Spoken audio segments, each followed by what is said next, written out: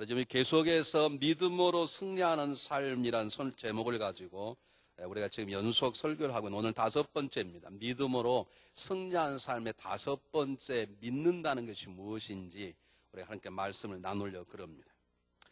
한 10년 좀 넘었다고 생각이 되는데 지금 정확하게 제가 그 날짜는 기억되지 않는데요. 우리 목사님들이 사모님과 또는 평신도가 모여서 어떻게 하면 이민 목회를 잘할 수 있을까 목회자 세미나가 있었습니다.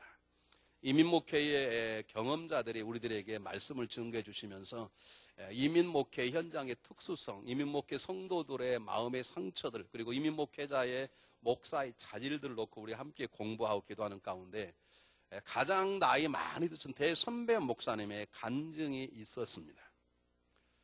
근데 그 목사님께서 간증을 하시겠다고 나오시더니 제가 노래를 한 곡 부르겠습니다. 그러시길래 우리 목사님과 사모님 가운데 일부는 이제 은혜를 받겠구나 하고 눈을 감으신 분도 계셨는데 그분은 입을 열어서 불렀던 노래는 찬송이 아니었습니다.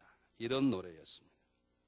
제가 직접 불렀으면 좋겠는데 워낙 또 교인 오해한 사람들이 많으니까 그냥 가사만 읽겠습니다. 헤일 수 없이 수많은 밤을 내 가슴 도려내는 아픔에 겨워 얼마나 울었던가 동백아가씨. 그리움에 지쳐서 울다가 지쳐서 꽃잎은 빨갛게 멍이 들었어. 그 찬양, 이 노래를 기가 막히게 이분이 부르시는 거예요. 정말로 이비자만큼 감정을 실어 부르는 거예요. 그러니까 한쪽에서는 목회자들이 킥킥거리고 웃고 한쪽에서는 저분이 갑자기 이상하게 됐나 생각을 하고 있는데 이분이 이 목사님께서 노래를 1절 부르고 이렇게 말씀을 하셨습니다. 여러분, 이 노래는 이민자가 부른 노래가 아니고 이 노래는 미국의 이민과 살아가는 이민자들의 노래입니다. 우리 교회에 와서 이민 생활하는 이민자의 노래입니다. 계속해서 들으시길 바랍니다. 그리고 2절도 부르셨습니다. 동백꽃잎의 새겨진 사연, 말 못할 그 사연을 가슴에 안고 오늘 또 기다리는 동백아가씨, 가시님은 그 언제 그 어느 날에 동백꽃 찾아오려나. 2절 부르는 가운데 목회자와 평신도와 사모님 가운데 훌쩍거리며 우시는 분들이 계셨습니다. 제가 이해할 수 있습니다. 어쩌면 우리 이민자의 생활에 이민자의 노래처럼 동백아가씨가 떠나버린 여인들 때문에 가슴 아프고 울고 울면서 기다리는 밤이 많았다면 우리들은 여인은 아니다 할지라도 우리가 가지고 왔던 미국에서의 꿈, 그 꿈을 이루기 위해서 얼마나 많은 밤들을 울고 울었는지 이해할 수 있습니다. 제가 목회에서 얼마나 많은 세월을 때때로 눈물로 걱정으로 한숨으로 보냈는지 제 자신도 이해가 갑니다. 동백아가씨는 여인 때문에 밤을 새워 기다린다면 우리들은 이루지 못한 꿈 때문에 지금도 아파하고 그것 때문에 괴로워하고 살아가는 것이 어쩌면 우리의 모습이기에 어떻게 생각하면 동백아가씨의 모습이 우리의 모습일 수도 있다고 생각을 합니다. 그런데 저는 그 노래를 들으면서 저는 생각이 달랐습니다. 우리는 적어도 하나님의 사람이고 하나님 앞에 살아가는 사람이 때때로 여인이 나를 떠나고 여인이 내가 버림을 받고 때때로는 핍박과 환난이 왔다고 우리는 가슴에 멍이 들어서 그걸 안고 울고 쓰러져 있는 존재인가? 우리는 그렇게 살아갈 수 없는 것입니까? 우리가 하나님 앞에서 하나님의 능력으로 전능하신 그분이, 은혜의 그분이, 우리의 아버지신 그분이 계시다고 믿고 모여서 하나님을 찬양하고 하나님을 배우고 하나님을 경험해 가는 우리들이 때때로 사랑하는 사람에게 배반당하고 버림받고 세상 속에 실패하고 깨어졌다고 울다가 지쳐서 빨갛게 멍을 든 걸 가지고 살아가는 것이 그러다가 죽는 게 우리 믿음의 사람의 모습인가? 저는 아니라고 생각을 합니다. 저는 그 목사님의 마음에 저는 그게 틀렸다고 안 합니다. 그 목사님 마음을 얼마나 이해할 수 있습니다.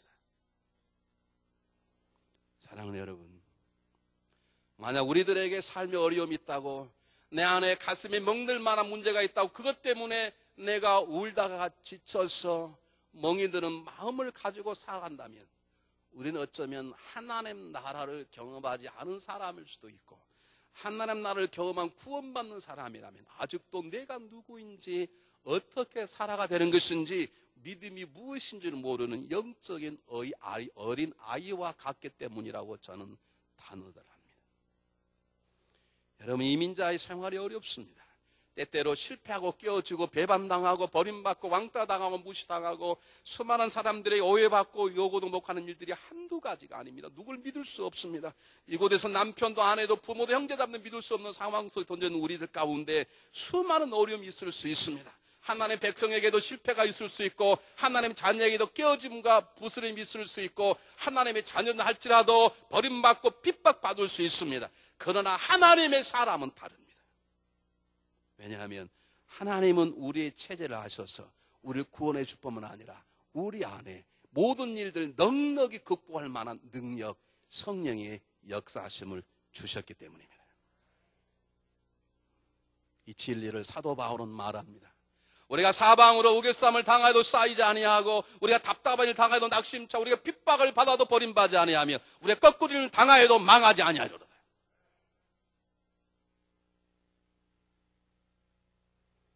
그리고 왜 그렇게 살아갈 수 있는지를 당당하게 그 앞절에서 얘기하는데, 이는 우리가 이 보배를 우리 질그 안에 가졌으니 이는 이 능력의 쉼이 큼이 하나님 안에 있고 우리 안에 있지 아니함을 알게 합니다. 사도 바울이 왜 사방으로 우겨쌈을 당하도 쌓이지 아니하고 답답을 당하고 낙심치 않고 핍박을 받아도 버림받지 아니하고 분명히 넘어지고 깨어졌는데도 불구하고 다시 일어날 수 있는 능력을 갖고 있는가? 사도 바울이 있지 아니하고 사도 바울의 마음속에 하나님이 주신 성령의 역사하심, 그리스도의 복음, 그리스도 때문에 그렇게 살 수 있다는 것입니다. 여러분, 사도 바울은 동족에게 매를 맞게를 무지하게 많이 맞았습니다. 마흔에 하나를 감하는 매를 5번씩 맞았고, 아무런 이유 없이 태장을 3번 맞았고, 복음을 증거하는 이유 때문에 감옥에 갇혔고, 한 번은 돌에 맞아 죽었다고 성벽에 던짐을 받았고, 그리고 나는 사도 바울을 죽이지 아니하면 먹지도 않고 자지 않겠다는 사도 바울의 암살단들이 40명씩 있었습니다. 사도 바울은 그것 때문에 마음에 상처받지 않았습니다. 자기가 그렇게 동족을 사랑하는데 동족에 매맞았다고 하네 분노와 슬픔으로 그는 울고 울다가 지쳐서 자는 밤이 없었습니다.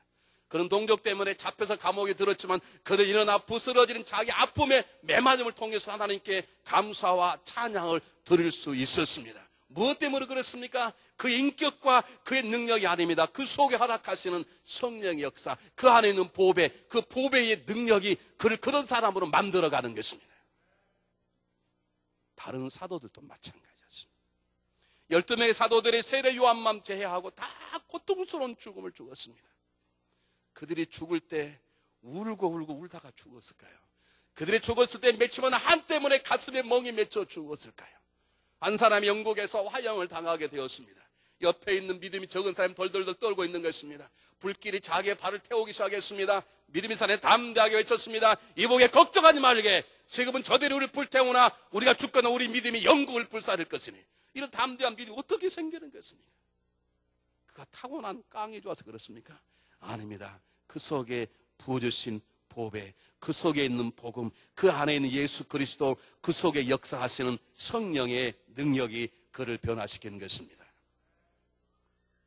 예수님은 어떤 분이십니까? 예수님처럼 억울한 일이 어디 있습니까? 예수님보다 억울한 일 당하신 분 계십니까? 예수님은 하나님이십니다. 인간의 낮고 낮은 곳에 오셨습니다.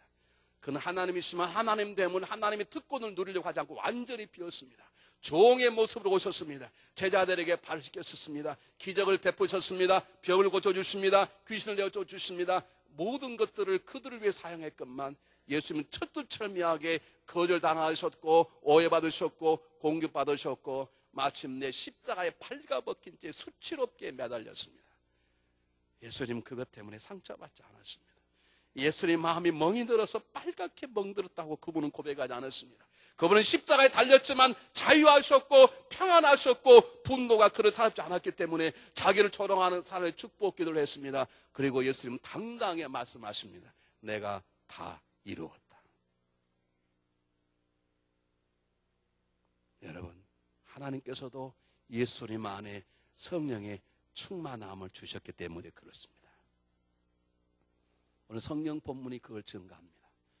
여호와 하나님께서 나사렛 예수에게 성령과 능력을 기름 붓기 부으심에 그가 두루다니는 착한 일을 행하시고 마귀에 눌린 모든 자를 고치셨으니 이는 하나님이 저와 함께 하십니다. 사도 바울에게도 12 제자들과 사도들에게도 예수 그리스도에게도 성령의 능력이 있었고 그 성령의 능력이 그들의 삶을 강하게 하고 변화시키는 삶을 살았다면 우리도 너무나 당연하게 우리 안에 있는 성령님을 믿고 그분을 의지하고 그분의 능력에 붙잡힘에 대해 살아가는 삶이 필요합니다. 이것이 하나님을 믿는다는 것입니다. 여러분 기억나십니까? 하나님 믿는다는 게 뭐라고요? 첫 번째 기억나십니까? 하나님 믿는다는 것 하나님만 믿는 걸 말하면 하나님과 내 사이에 아무것도 없어. 하나님만 믿고 하나님이 내 삶을 의지하는 것입니다. 두 번째 하나님을 믿는다는 것은 하나님 적어도 어떤 분인가 알고 믿는 것입니다. 맹목적으로 믿는 게 아닙니다. 세 번째 하나님을 믿는다는 건 그분이 주시는 것보다 그분을 더 사랑하는 걸 말합니다. 하나님을 사랑하는 게 하나님을 믿는 것입니다. 그분의 사랑을 받으면 그분의 사랑이 내 안에 넘쳐서 이웃에게 나가 이웃도 사랑하는 것, 그것이 하나님을 믿는 것입니다. 네 번째 하나님을 믿는다는 건 하나님 나라를 위해서